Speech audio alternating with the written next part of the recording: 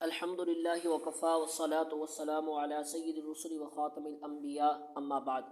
محترم سامعین، آج سے ہم منکر ختم نبوت مدعی نبوت سجاح بنت حارث کے بارے میں تفصیل سے بیان کریں گے۔ محترم سامعین، سجاح بنت حارث نامی عورت بنو تمیم کے قبیلہ یربوع سے تعلق رکھتی تھی، لیکن یہ خود عراق میں رہتی تھی۔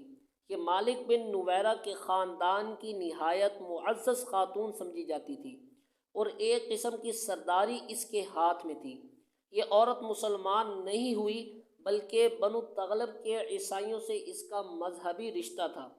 جب حضور اکرم صلی اللہ علیہ وسلم کا وصال مبارک ہوا اور جزیرہ عرب میں ارتداد کے فتنے اٹھے اور جھوٹے نبیوں نے سر اٹھایا، تو اس عورت نے بھی موقع کو غنیمت سمجھا اور نبوت کا دعویٰ کر کے بنو تمیم کے پاس آ گئی۔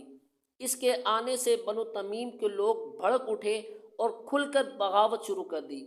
اس عورت کا اصل ہدف تو سیدنا صدیق اکبر رضی اللہ تعالی عنہ کو خلافت سے ہٹانا اور مدینہ منورہ پر قبضہ کرنا تھا۔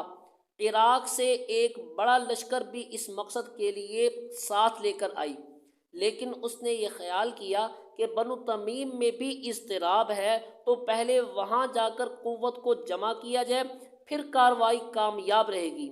چنانچہ یہ اپنے لشکروں کے ساتھ مقام بطاح پہنچ گئی۔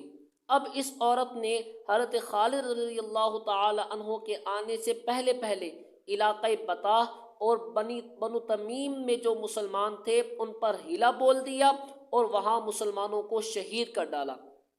مالک بن نویرہ، وقیع اور سجاح نے آپس میں مکمل فوجی معاہدہ کیا اور پھر بنو رباب پر حملہ کر دیا۔